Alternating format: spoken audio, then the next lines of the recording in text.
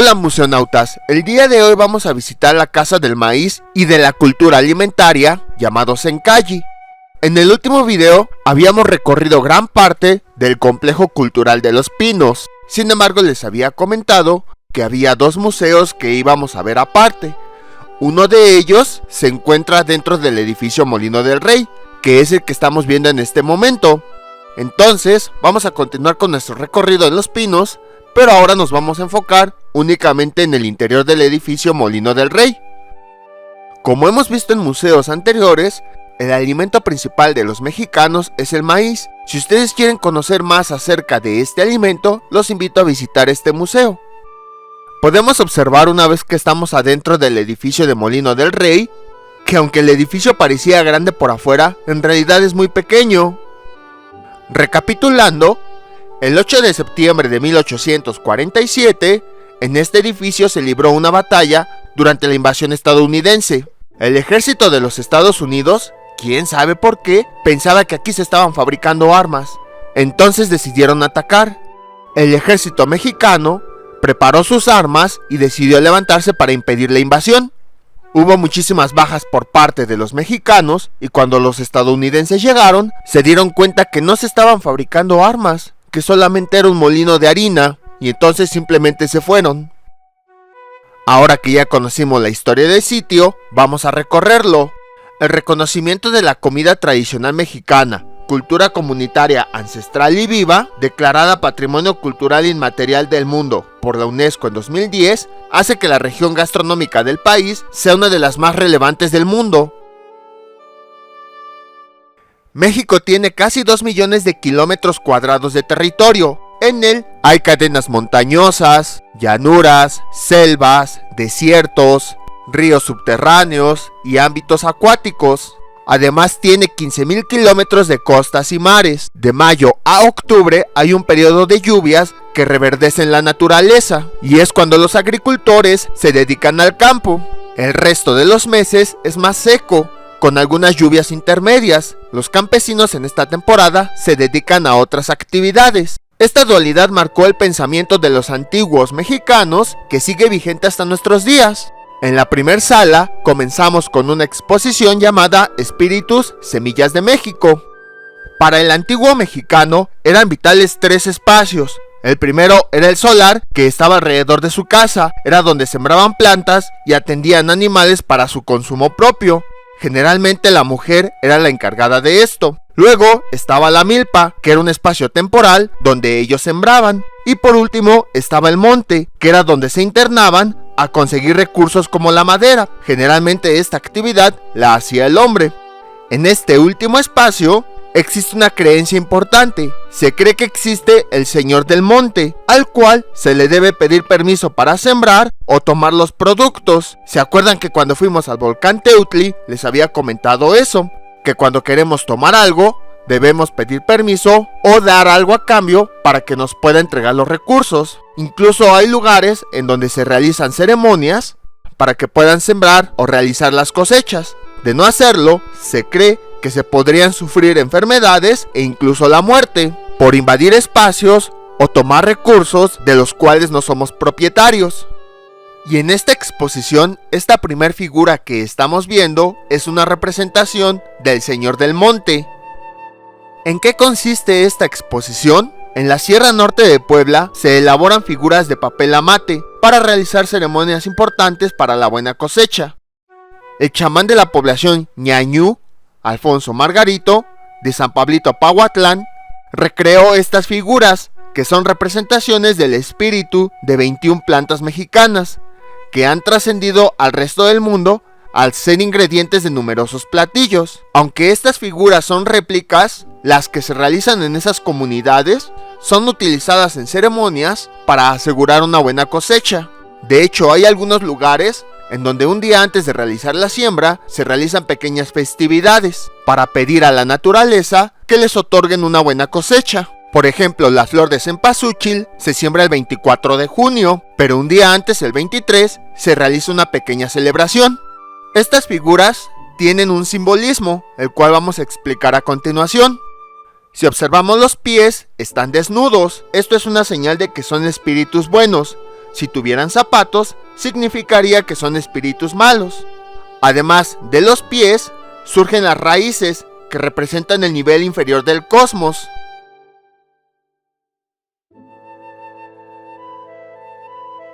El cuerpo tiene forma humana. En las extremidades están los frutos que generan las plantas. Además, la cabeza, los pies y las manos terminan en brotes, indicando que la planta sigue creciendo. Las figuras tienen un eje de simetría vertical. Cuando se fabrican, el papel se dobla en dos.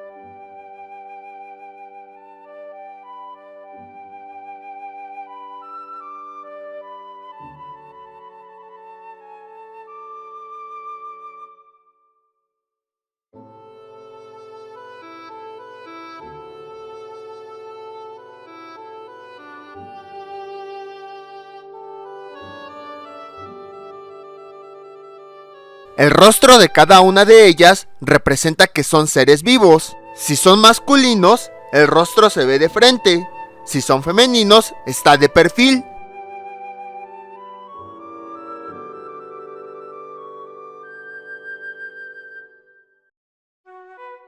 En cada una de ellas hay códigos QR para obtener información más detallada.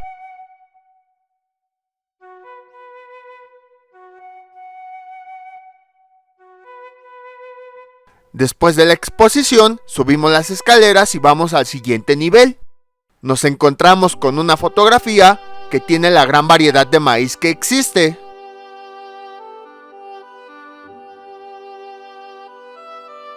Como les había comentado, aunque el edificio se veía muy grande, en realidad vemos que cada una de las salas es bastante pequeña. Entonces pueden recorrer rápido este recinto. El teocintle es el antepasado del maíz. En la fotografía podemos ver una comparación de cómo era antes y cómo se ve actualmente. Los antiguos mexicanos aprovecharon la buena calidad de sus granos. Estos reventaban con el calor, haciéndolos más fácil de moler y asimilar. Al domesticarlo, se desarrollaron algunas características, como mazorcas con más granos y cubiertas de hojas que la protegían de la humedad. Luego seleccionaron maíces que se adaptaron a los tipos de clima, suelos y altitudes de las diferentes regiones de México. De la misma forma, se lograron diversificar sus usos. Unos son buenos para tortillas, otros para pinole, otros para palomitas de maíz. Este proceso requirió de largo tiempo. Hay evidencias de que fue domesticado hace más de 8000 años. Hoy en día existe una gran variedad de colores: rojo, blanco, negro y amarillo. Y a pesar de que ha pasado mucho tiempo, el proceso de domesticación sigue hasta nuestros días, contando hoy con 59 razas y miles de variedades. Se han encontrado diversos restos arqueológicos de la domesticación del maíz, por ejemplo en Sonora de hace 4300 años, en Guerrero de hace 8000 años, en Oaxaca de 5400 años, en Tamaulipas de 4500 años, entre otros. Aquí tenemos una línea del tiempo de algunos de los restos arqueológicos del maíz que fueron encontrados en Tehuacán, Puebla, hace 3450 años. En las siguientes vitrinas vamos a ver algunas de las razas y variedades de maíz que existen en México. Vamos a poder observar cómo la forma de su grano, la forma de su mazorca e incluso su color son diferentes entre sí.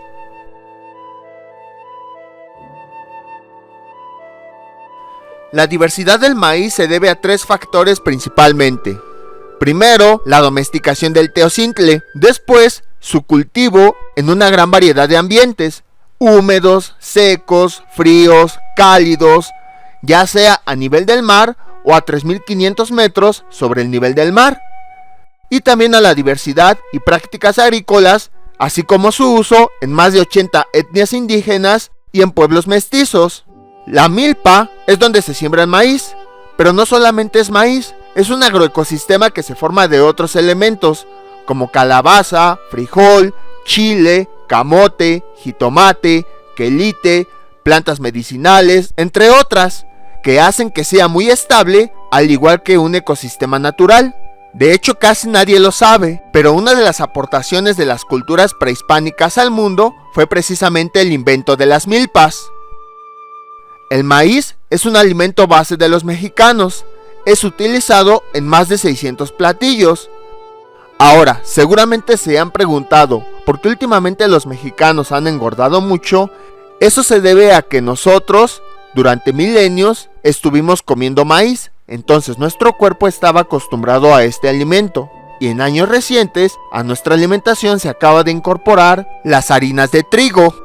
Entonces nuestro cuerpo todavía no está preparado para recibir la harina, pues durante miles de años estuvimos comiendo maíz.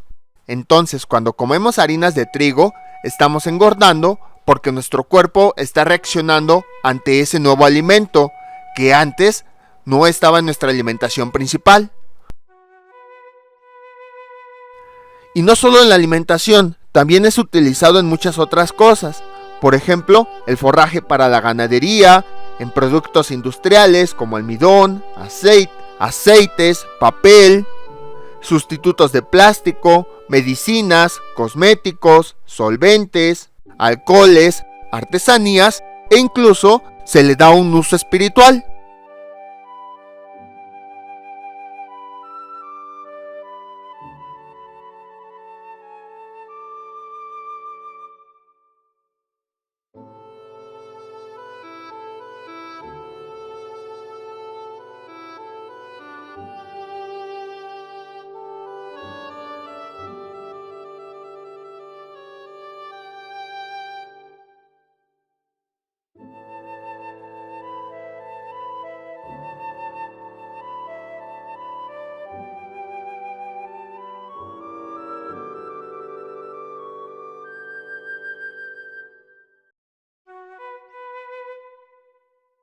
En el pueblo Mixe, Oaxaca, es tan preciado el maíz que tienen 23 palabras diferentes para describir los momentos del crecimiento del maíz, desde la semilla hasta la mazorca madura. Algunos pueden pensar que es una exageración, sin embargo, podemos observar que esto solo denota su conocimiento preciso de botánica, ya que son capaces de distinguir cada una de las fases por las cuales atraviesa la planta.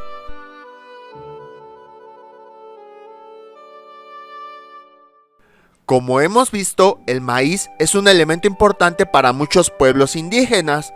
Por esa razón, en estas pantallas interactivas, tenemos una aplicación en la que podemos escuchar cómo el maíz es nombrado en diferentes lenguas indígenas.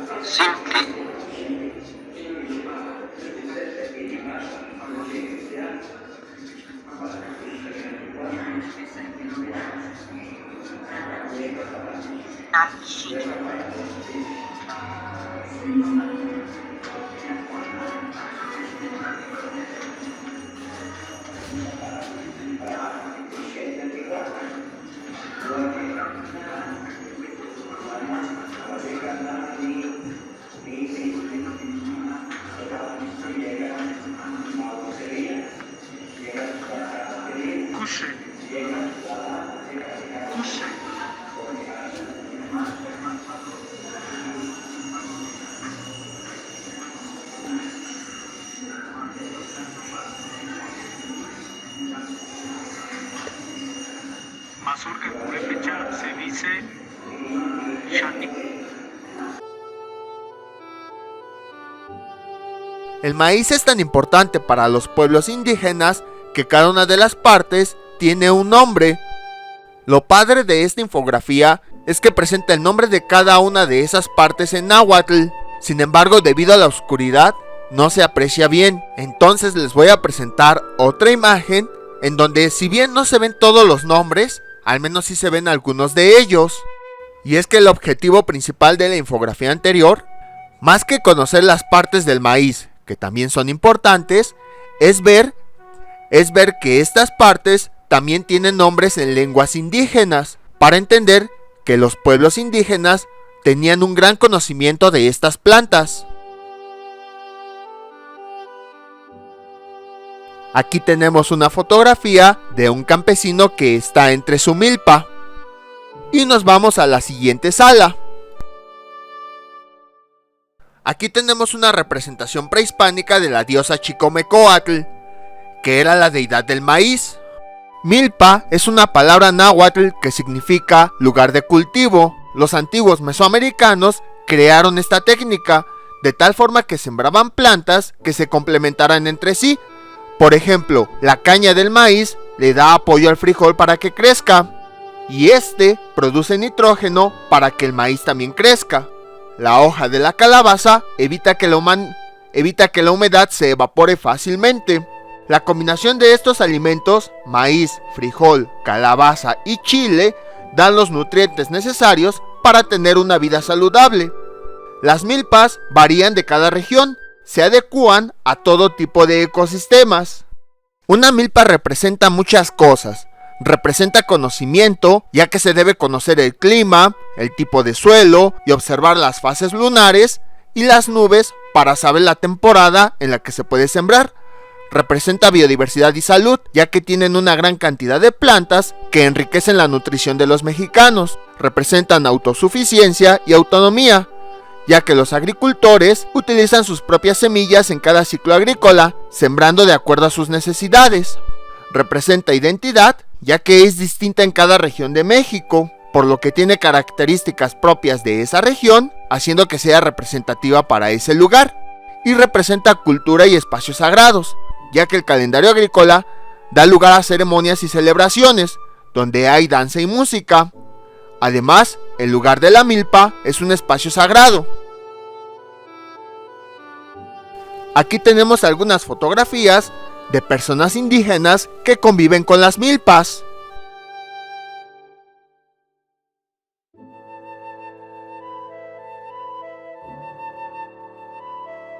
Este es un sembrador de caparazón de armadillo. En el interior se colocaban las semillas y el campesino las iba extrayendo para colocarlas en la tierra. Durante el trabajo de la milpa ocurren diferentes etapas y en cada una de ellas se utilizan diferentes herramientas. Se utilizan algunas para la preparación de la parcela, para la siembra, para labores de deshierve y para la cosecha. Algunos instrumentos varían dependiendo de la región del país. Los palos con punta metálica se usan para perforar la tierra y colocar las semillas, las cuales son trasladadas en caparazones de armadillo o también en calabazos. Para la cosecha se utilizan piscadores. Separan la mazorca de la planta. Después, las mazorcas se echan en cestos que se pueden cargar con un mecapal que se coloca en la frente. Este trabajo es muy laborioso, ocasionando que tengan sed. Para eso, llevan guajes que funcionan como cantimploras para que lleven agua y puedan beber.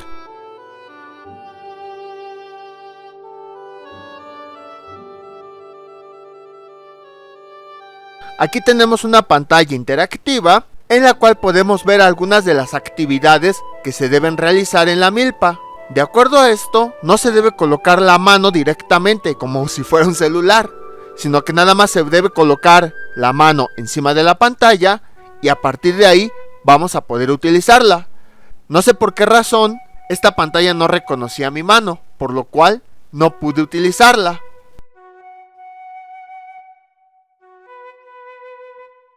Y a un costado tenemos otra pantalla interactiva en el que tenemos una actividad interactiva para que tratemos de conocer todos los elementos que se siembran en una milpa.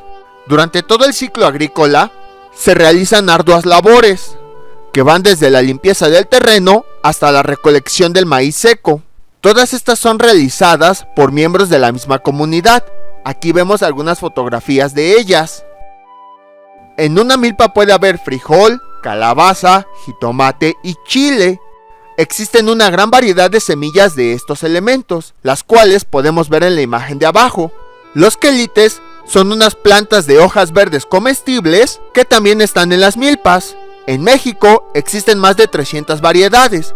Se pueden comer crudos, cocidos al vapor, fritos, guisados, entre muchas otras formas. Tiene un contenido mineral y vitamínico más grande que otras hojas verdes, como las espinacas. Otro sistema de cultivo que es utilizado especialmente en Xochimilco son las chinampas. Estas ya las vimos en el Museo Flor de Chinampa. Básicamente lo que consiste es que esos enormes árboles, llamados ahuejotes, se siembran en pequeñas balsas. Sus raíces se expanden hasta el fondo del lago, creando plataformas firmes, para que después puedan ser rellenados con tierra y así crear pequeños islotes artificiales. En el siguiente bordado podemos observar varias escenas que complementan la alimentación de las familias michoacanas. Por ejemplo, podemos ver la milpa que otorga el maíz, podemos ver el traspatio en donde se crían gallinas y guajolotes, así como se plantan árboles frutales y hortalizas. También aquí se cocina para algunas fiestas. Y podemos ver el corral en donde se crían las vacas y los borregos, que también son utilizados para sostener la economía de la familia. En algunos poblados, al corral se le conoce como ecuaro. Los huertos de traspasos son espacios abiertos y cercanos a las casas, en donde se siembran plantas que se usan para la cocina, para las medicinas o de ornamento. Se consideran un centro de diversidad de especies vegetales. También se crían cerdos, guajolotes, gallinas, que al igual que las plantas, se venden o se intercambian para la economía familiar. Además, ahí se realizan celebraciones, como bodas, y son espacios de encuentro entre las personas.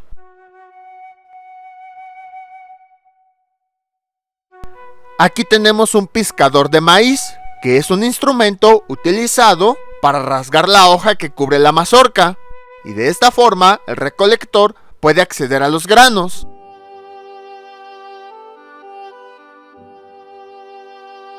Y así de rápido hemos terminado las dos salas de este piso. Les digo que las salas son muy pequeñas. Vamos al siguiente piso.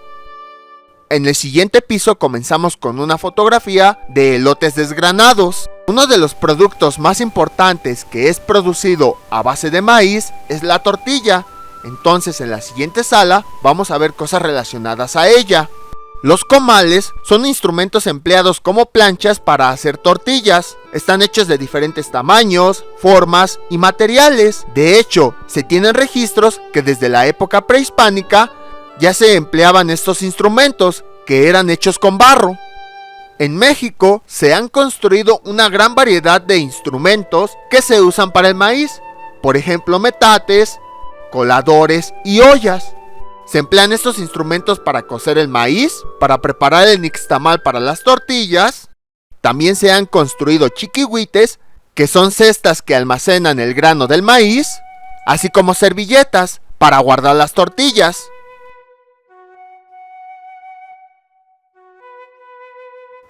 Y aquí tenemos un metate, que es una piedra que era utilizada en la época prehispánica para moler manualmente el maíz y otros granos. Los granos se colocaban en la piedra grande, y la piedra pequeña, conocida como metlapil, era la que molía los granos.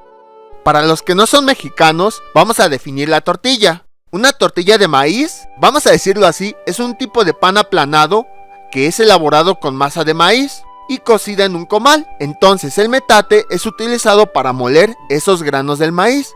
Más adelante vamos a ver una animación en donde se explica el procedimiento para hacer estas tortillas. En algunas comunidades de Guanajuato y en la comunidad El Pueblito en Querétaro se realizan tortillas selladas para celebraciones. Algunos de los sellos pueden ser animales, elementos religiosos, personajes importantes, elementos abstractos o florales. Se usan una gran variedad de tintes naturales para realizarlos. Los que estamos viendo aquí son de la comunidad ñañú, que está cerca de Miguel Allende, en Guanajuato. Aquí tenemos una figura antropomorfa, que nos dice que de acuerdo a las escrituras sagradas de los mayas, el Popol Vuh, el hombre fue creado a partir del maíz. Estas son unas figuras pequeñas de mazorcas que se colocaban en los incensarios, que eran utilizados en ceremonias para pedir, consagrar y agradecer a las lluvias y las cosechas. Ahora bien, ¿Cómo fue que se descubrieron las tortillas? Primero, los antepasados mesoamericanos descubrieron que los granos de maíz, cuando se calentaban, reventaban. Eso dio origen a las palomitas. Después se dieron cuenta que si los granos molidos los mezclaban con agua y los cocían, se obtenía una bebida llamada atole. Pero si le agregaban una menor cantidad de agua, obtenían una masa que se podía cocer. A partir de esto inventaron el proceso de nixtamalización, que consiste en cocer el maíz con agua y cal de piedra para crear tamales y tortillas. Después, el maíz ya cocido lo molieron para obtener una masa más fina, poder crear las tortillas. Se tienen registros que las tortillas existen desde hace más de 1200 años y hoy en día son la base para otros alimentos, como los tacos, las flautas, entre muchas otras cosas. Ya hasta se me antojaron unos tacos. El maíz es nutritivo porque tiene hidratos de carbono que aportan energía, fibra que ayuda en el proceso digestivo, vitaminas A y E y minerales como fósforo y potasio. Aquí tenemos un diagrama de un grano de maíz. Sus partes son endospermo, pericarpio, germen y pedicelo.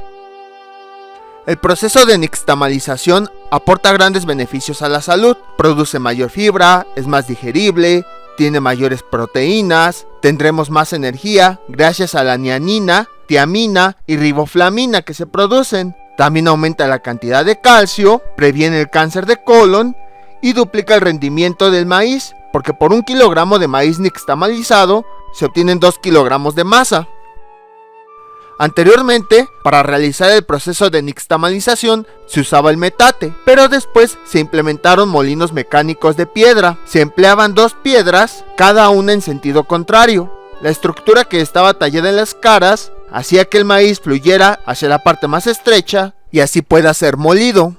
Las piedras se colocan una enfrente de la otra y entre ambas es donde pasa el maíz.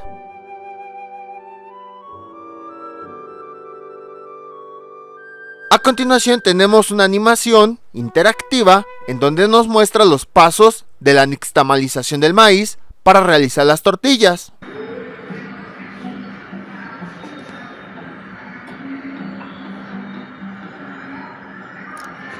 Paso 1.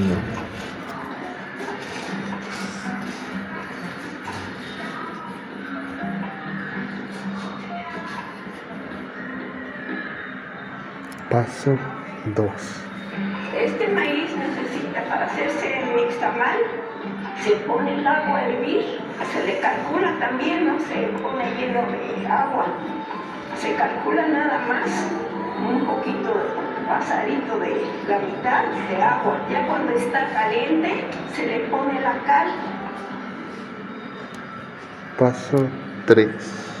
Pero además que empiece como a querer hervir, inmediatamente se le da una movida por si está la cara sentada en el fondo. Antes de que esté hirviendo, usted le vacía el maíz al agua que todavía tiene lumbre, ya le da una movida.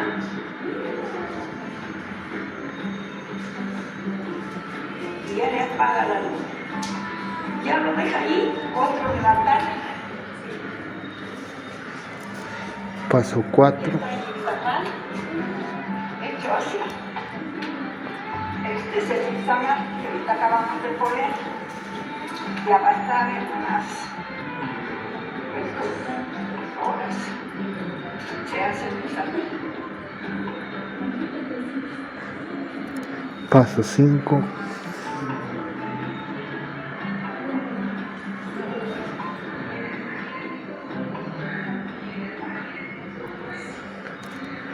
Paso 6.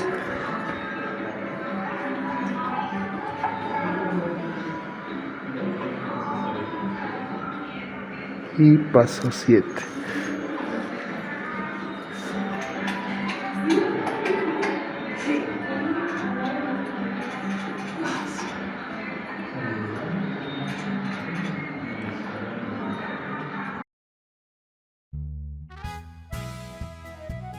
Esta es una olotera. La olotera es un objeto que se usa para desgranar el maíz. Su nombre proviene del náhuatl olote, que es el centro de la mazorca.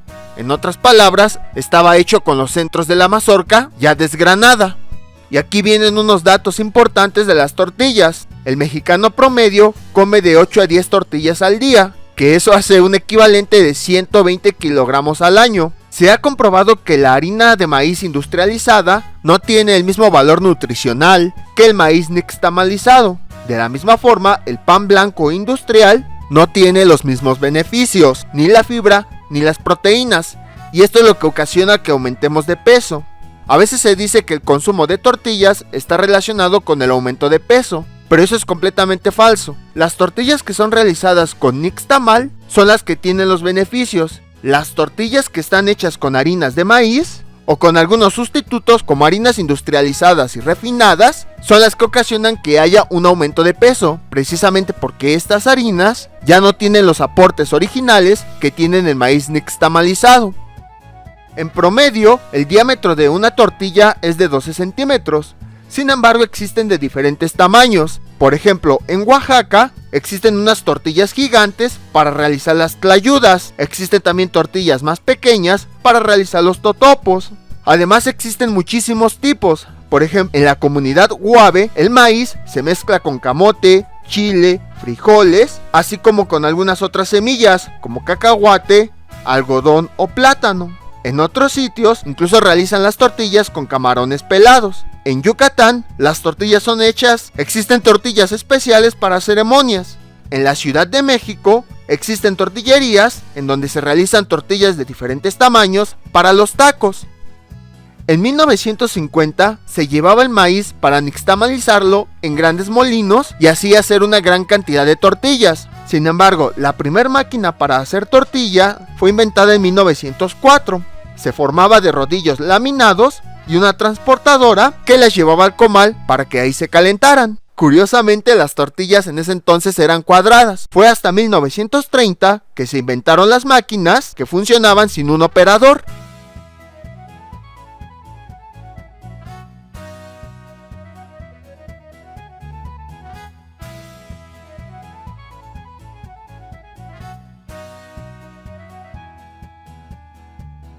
Ahora vamos a la siguiente sala.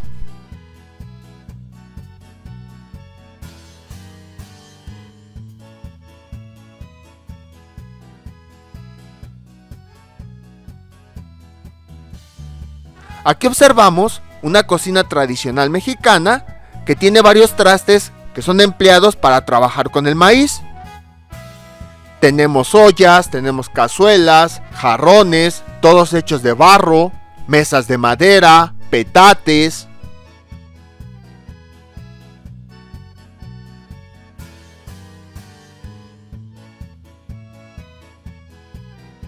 Aquí tenemos un fogón, que es el antecesor de la estufa. Eran enormes mesas de concreto o de barro que tenían unos espacios donde se introducía la madera y ésta se encendía para que creara fuego y así calentara los alimentos en las ollas de barro.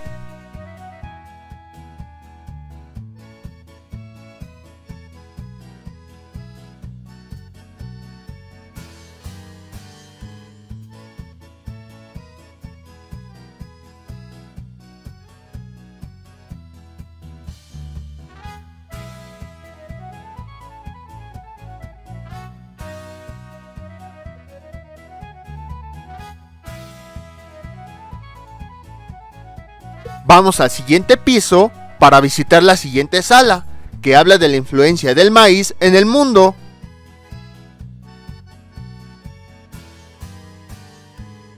Aunque el maíz es originario de México, ya es reconocido a nivel mundial. Viajó a Europa en el siglo XVI, fue cultivado en España e Italia. Sin embargo, llegó a otros países nada más como un ingrediente más y no como algo principal. Pero en América Latina, el Caribe y América del Sur sí es considerado como alimento principal. Algunos pueblos originarios de Estados Unidos hoy en día también lo siguen sembrando. En China se produce en grandes cantidades. ¿Y cómo es visto el maíz en otras partes del mundo? De la siguiente forma. En América Central y del Sur se consume como granos tostados. En Venezuela y Colombia se usa para las arepas. En el resto de Latinoamérica se emplea en tamales. Desde Guatemala a Panamá también se nixtamaliza. En Venezuela y Colombia se cuece con cal. En Argentina se le llama choclo. En Bolivia al atole de maíz se le llama api. En la región andina, a los granos de maíz se les conoce como mote. En Guatemala se emplea para tortillas, tamales y dobladas. Las dobladas son muy similares a las quesadillas. En El Salvador se utiliza para las tortillas. En Panamá, a la mazorca se le conoce como maíz viejo y es empleado en tortillas y empanadas. En Perú se emplea para diversos tamales. En varios pueblos originarios de Estados Unidos también es considerado como la base de su alimentación. Lo sembraban en milpas junto con el frijol y la calabaza. A esta composición le llamaban las tres hermanas. También practicaban la nixtamalización. Para los nativos de Estados Unidos, los colores del maíz tenían un significado sagrado. Y además, los nativos les enseñaron a los colonos cómo cultivarlo. Sin embargo, en el siglo XX, varias empresas y monopolios lo vieron como una fuente de ganancias y empezaron a crear maíz transgénico para tener mayores riquezas. Algunos pueblos como los navajo aún preservan sus maíces y sus recetas originales. En el pueblo navajo se realizaban pinturas con diversos motivos relacionados a cosecha. Por ejemplo, esta que tenemos aquí es una pareja vinculada a cantos nocturnos para recolectar. En la región andina, a la naturaleza se le conoce como Pachamama. La ONU declaró que el 23 de abril iba a ser conocido como el Día de la Madre Tierra. Aquí tenemos un mapa interactivo de todas las rutas que hubo para que el maíz llegara a distintas partes del mundo. Aquí tenemos la distribución del maíz a través de rutas terrestres.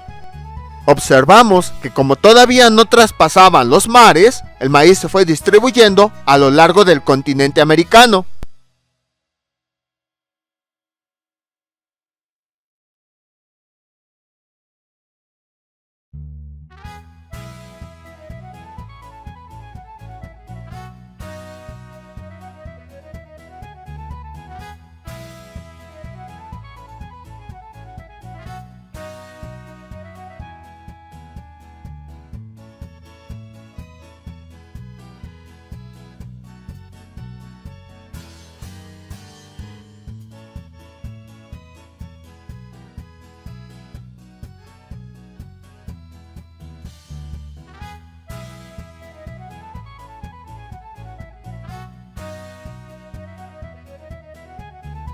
Luego tenemos las rutas marítimas, en las cuales ya se distribuyó a lo largo de los demás continentes. El punto de distribución principal fue hacia Europa, ya que los españoles, una vez que conquistaron gran parte de América, llevaron productos de estas tierras a ese continente, y de ahí los llevaron al resto del mundo.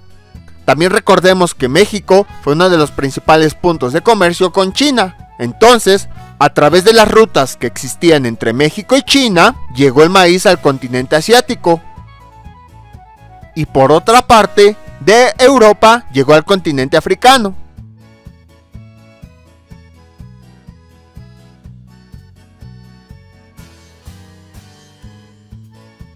Finalmente tenemos las rutas de distribución del maíz, que fueron tanto terrestres como marítimas.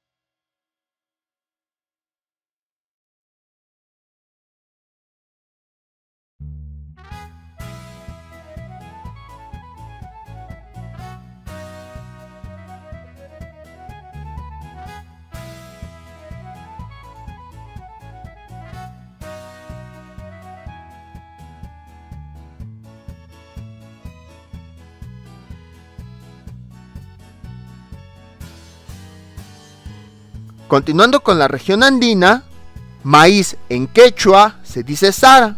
y en cada etapa del ciclo agrícola existe una celebración. Aquí tenemos un calendario del ciclo agrícola con todas sus etapas de la región de Cotama en Ecuador. En Europa, gracias a que el maíz se adecua en climas húmedos, se arraigó en el norte de España. En Italia es el ingrediente básico de la polenta. En algunos sitios, los maíces antiguos son considerados como un tesoro culinario. Se cuidan las semillas y se invita a los interesados a cosechar el maíz en los pequeños campos. Ahora vamos a Asia. Llegó a China en el siglo XVI y hoy en día es uno de los mayores productores. En Vietnam se consumen elotes asados. En Tailandia, frituras de maíz. Además, existe una controversia de que empresas transgénicas quieren introducir el maíz transgénico. En India fue introducido por los portugueses.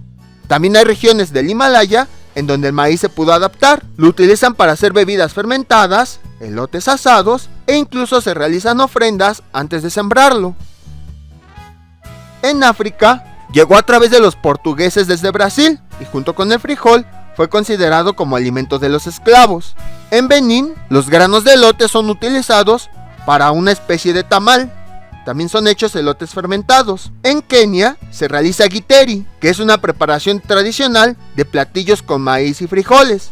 En la costa y el centro de África se cuece con sal de piedra. Además se prepara la bebida fermentada teya, que es de origen etíope. En Camerún, Kenia y Tanzania se realiza con el maíz una especie de cerveza. Además, en varias regiones del continente también tiene un valor simbólico. Por ejemplo, en Ghana es considerado un símbolo de la fertilidad. A las mujeres, en su primer embarazo, se les coloca maíz en el vientre. En mayo se realizan ceremonias previas a la siembra, en donde se ofrece una comida a los antepasados hecha con harina de maíz, frutos de palma, cebolla, agua y jitomate. En el contexto del vudú, el maíz blanco se utiliza para el contacto con el mundo espiritual y el rojo para otros rituales. De este lado tenemos una figura zoomorfa que representa a un tlacuache. En la mitología prehispánica, este animalito le robó el maíz a los dioses para dárselo a los seres humanos. Y ahora vamos a la siguiente sala.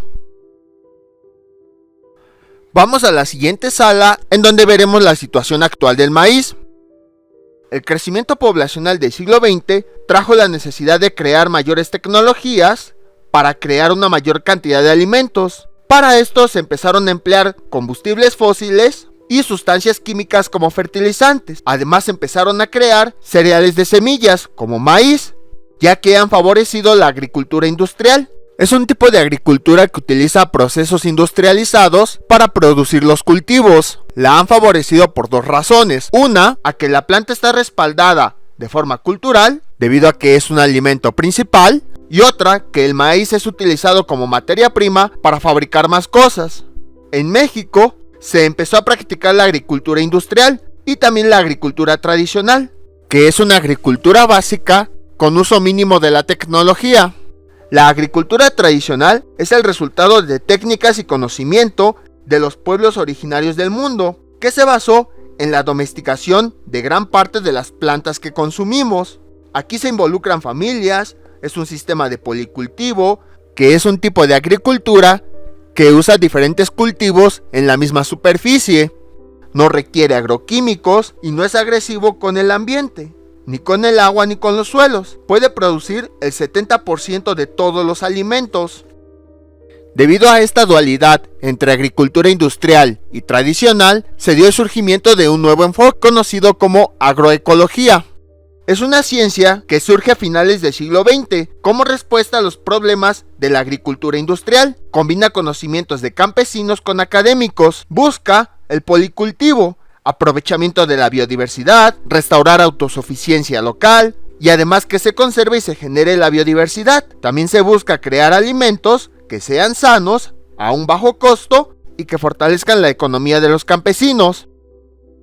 La agricultura industrial daña el ambiente mundial, genera más riquezas, pero acaba con los recursos. Las empresas tratan de monopolizar las semillas, empiezan a usar el monocultivo, es decir que en un espacio se siembre solamente un tipo de planta. Esto implica el uso de maquinaria, semillas transgénicas, uso de pesticidas, produciendo deforestaciones, erosión de suelos, contaminación de plantas y suelos y pérdida de insectos que sirven para la biodiversidad. Las semillas transgénicas son semillas producidas en laboratorios, que se dice tendrán más resistencia a plagas. Sin embargo, no se han observado los beneficios que prometían. Sí, se obtienen los mismos rendimientos que semillas normales, pero el consumo de agua no disminuyó, aumentó la toxicidad de los herbicidas, las malezas se han hecho más resistentes a los herbicidas, por lo cual se les debe administrar más. Y uno de ellos es el glifosato, que ha sido catalogado como una sustancia que puede producir cáncer. En las parcelas mexicanas hay 20 veces más la biodiversidad del maíz que en bancos de semillas. Y sabemos que fueron creadas por pueblos ancestrales. Sin embargo, los maíces transgénicos, si los empezamos a ocupar, van a contaminar a los nativos, poniendo en peligro esa biodiversidad. Gracias a la condición geográfica de México, que ya hemos visto en otros museos, tenemos esa gran diversidad de semillas. Entonces, si empezamos a usar semillas transgénicas, vamos a perder esa diversidad de maíz. Otra desventaja es que deben ser compradas, a diferencia de antes, que los campesinos podían utilizar sus propias semillas. Lo peor es que las empresas buscan imponerlas. También, este tipo de semillas va a perder los años de domesticación de los pueblos del mundo, y no tenemos que dejar que se pierda esa herencia, ese trabajo que tanto les costó de domesticación para que tengamos las semillas naturales que existen hoy en día. Otro problema es que en México se desperdicia el 35% de alimentos al año, que para producirlos se genera una contaminación de dióxido de carbono que equivale a 16 millones de autos en movimiento. Además, se gastan 300 millones de pesos al año, y también se pierde el agua potable equivalente a 2 años de consumo. Lo peor es que estas pérdidas se producen principalmente en la producción, en el almacenaje, en la distribución y en la venta o mercadeo. Y muchas personas piensan, necesitamos producir más alimentos. No, lo que necesitamos es un manejo más eficiente de estos recursos. Ahorita en México hemos hablado de las milpas, de las chinampas, pero en otras partes del mundo existen milenarias formas de cultivo. Por ejemplo, en África, los productos son intercalados con raíces comestibles. En Asia son intercalados con arroz, y también se establecen centros de crianza de peces y mariscos que conviven con los lirios acuáticos. Los incas, hace 3000 años, crearon los andenes, que son una especie de terrazas escalonadas en donde sembraban sus productos. Esto evitaba la erosión de los suelos. En épocas antiguas se desarrollaban técnicas que beneficiaban tanto a los humanos como a la naturaleza, y hoy en día que tenemos más tecnología, se desarrollan técnicas que producen más pero que dañan más. Y vean cómo es el ciclo de la agricultura industrial. Hay aumento de población, por lo tanto, la agroindustria empieza con los monocultivos, aumenta la producción de maíz y esto ocasiona que aumente daño en el ambiente. Como produjeron más maíz, el negocio crece y entonces empiezan a buscar mercados. Como hay una mayor cantidad, el maíz es utilizado en productos industrializados, como velas, pinturas, cosméticos, etc. Aumenta la demanda del maíz, por consiguiente, las empresas vuelven a producir una mayor cantidad y se vuelve a repetir ese ciclo. Lo que nosotros necesitamos es volver a la agricultura tradicional, que brindaría crecimiento económico al país, generaría 85% de empleo en la zona rural. Pero eso sí, debe haber apoyo al campo. Con esto mantendríamos el legado que nuestros ancestros realizaron al domesticar las plantas durante 10.000 años. Y además tendríamos una diversidad de productos alimenticios. Esto ocasionaría que fueran más sanos. Algunas de las técnicas que se emplean en el cultivo tradicional son la selección de semillas, la domesticación de plantas que se adaptan a distintos climas, los policultivos, la rotación de cultivos, realización de cultivos en terrazas, siembras en laderas, el uso de abonos orgánicos y utilizar plantas que ahuyenten insectos o que impidan el crecimiento de plantas no deseadas. Como habíamos comentado, la calabaza, sus hojas impiden que crezcan hierbas y además mantienen la humedad en la tierra. Aquí en México se han realizado varias acciones en contra de la agricultura industrial. Por ejemplo, en 2013 se interpuso una demanda colectiva para evitar que las semillas transgénicas o el maíz transgénico llegara aquí a México. En el 2020 surgieron varias leyes, como la Ley Federal del Fomento y Protección del Maíz en México. También surgió un decreto para erradicar el glifosato y prohibir el uso de maíz transgénico. El 29 de septiembre fue considerado como el Día del Maíz. Aquí tenemos un brasero de Tlaloc, el dios de la lluvia, que proveía el agua para los cultivos. Por esa razón era llamado el licor de la tierra. Vamos al siguiente piso para ver la última sala. Creo que no les había mostrado cómo subir a los siguientes pisos, entonces se los voy a mostrar a continuación. Nada más subimos estas escaleras y llegamos a cada uno de los pisos. En la última sala vamos a ver un significado cultural del maíz. Por ejemplo, para los pueblos prehispánicos había muchos significados. En uno de ellos se cuenta que Quetzalcóatl se transformó en una hormiga y entró a la montaña donde se resguardaba el maíz. En otra versión ya habíamos visto que se dice que es el tlacuache. Independientemente de la versión, se tomó el maíz y se lo dieron a los humanos. En las tradiciones mayas se considera que el ser humano fue creado después de varios intentos. Su libro sagrado, el Popol Vuh, dice que el maíz amarillo y blanco fue usado para la carne y la masa para los brazos y piernas. Con la evangelización se hizo coincidir el calendario agrícola con el santoral del calendario católico. Por esa razón algunas festividades tienen tanto elementos mesoamericanos como elementos coloniales, como la ofrenda del Día de Muertos, como el 2 de febrero, Día de la Candelaria. Es un evento de la religión católica que fue traída por los españoles, pero su platillo principal son los tamales de origen prehispánico. Otro significado se obtiene desde los olmecas, hace más de 3000 años. Decían que la planta del maíz es el árbol cósmico, que es el camino entre el mundo de los dioses y el mundo terrenal. Aquí hay algunos grabados de algunas representaciones de este. De acuerdo a las creencias prehispánicas, en el cosmos existían dos partes opuestas y complementarias. Así, el calendario agrícola se basaba en dos estaciones, la parte de lluvia y la parte de sequía, y todo se regía bajo la agricultura. Hoy en día nuestros calendarios se basan a partir de conocimientos científicos, pero en esa época sus calendarios se basaban a partir de la agricultura.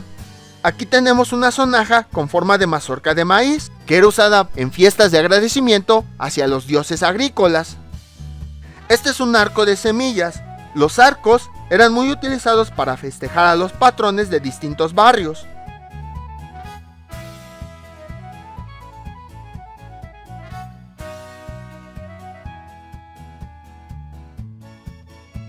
El que estamos viendo aquí es de la parroquia de Nuestra Señora de la Natividad, en Tepoztlán, Morelos. Fue diseñado por Arturo de Mesa y está relacionado con el tema del maíz.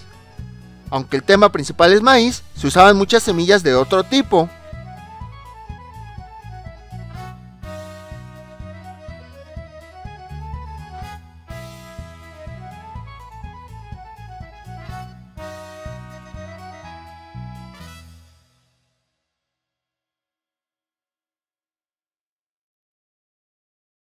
El ciclo agrícola del maíz generaba un calendario que marcaba cuándo las comunidades tenían que cosechar o tenían que sembrar. Además, estaba asociado a diversas costumbres. Cuando llegaron los españoles, lo asociaron con las fiestas católicas, como habíamos visto hace un momento.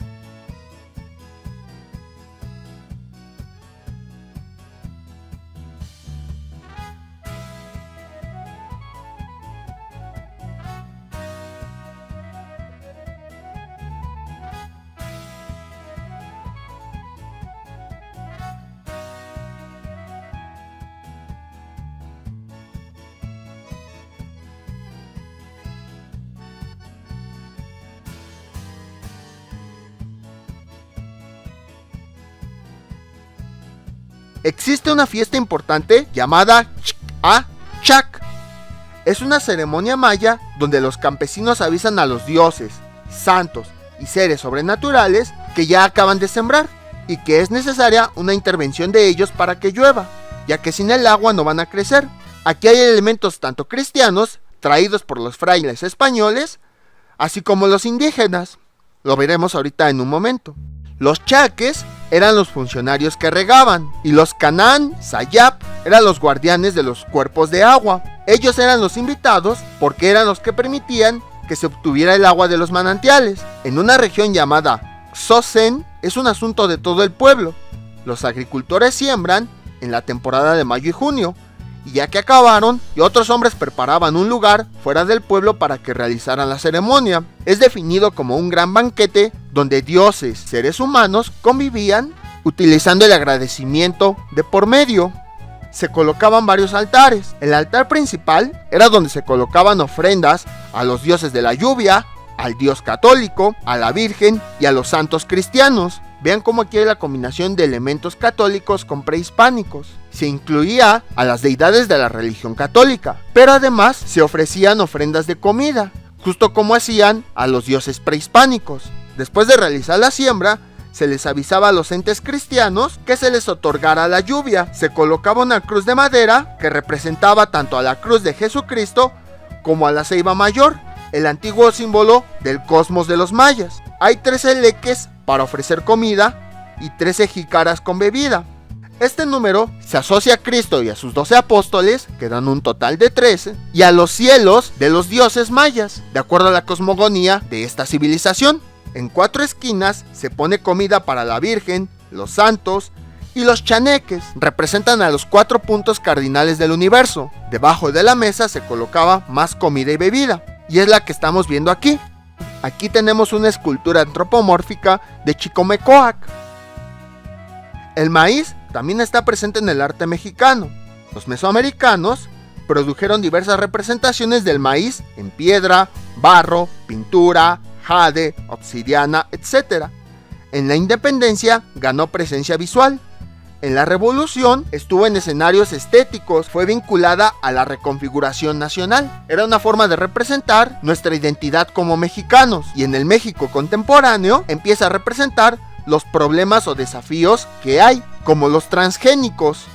Ahora vamos a ver algunas representaciones artísticas. Esta que tenemos aquí es un homenaje al maíz indígena y su fragilidad en un mundo amenazado por intervenciones equivocadas, como Monsanto, principal productor de la industria transgénica. Aquí tenemos una reproducción de Xilogen, diosa mexica del maíz.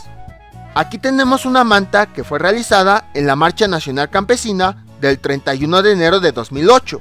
Un grupo de artistas plásticos dibujaron en una manta, cada uno, algo relacionado al maíz.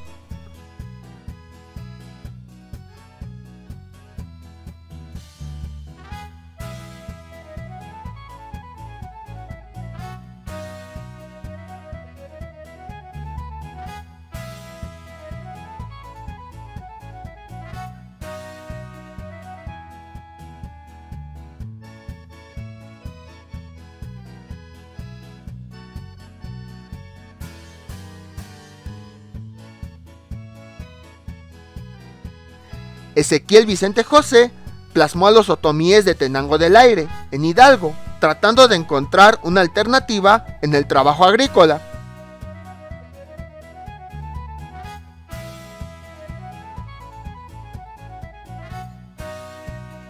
Aquí tenemos una Virgen de Guadalupe, hecho con semillas sobre superficie de madera. Gerardo Huerta lo realizó con semillas de maíz, frijol y calabaza.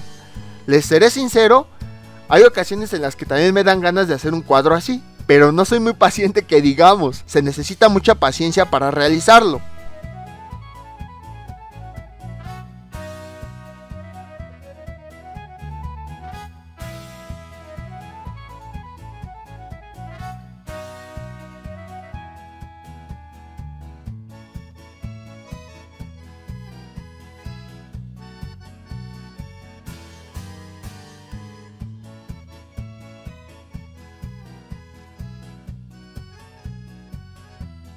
Aquí tenemos otra obra que nos representa el concepto de cosmogonía basada en los mitos mesoamericanos.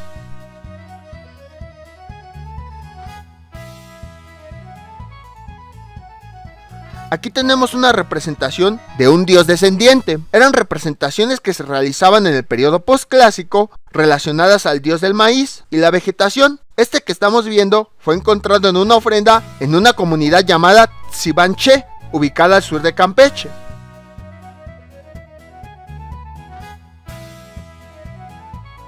Aquí tenemos un perro con una mazorca. Y aquí vemos una obra artística compuesta de mazorcas hechas con cerámicas tradicionales. En total son 500, que nos representan la variedad y riqueza del maíz. Curiosamente, los ciclos de cerámica y agricultura tienen puntos en común. Uno de ellos es que para obtenerlos están presentes los elementos de la naturaleza: agua, aire, tierra y fuego. Se realizó como homenaje a los campesinos y al maíz. Y con esto hemos terminado el recorrido de este museo. Esperamos que les haya gustado. Todavía no me despido porque nos falta ver otro museo del Complejo Cultural de Los Pinos, que es el que veremos en la próxima ocasión, el Museo Casa de Lázaro Cárdenas. Entonces, nos vemos para la próxima visita. ¡Hasta luego!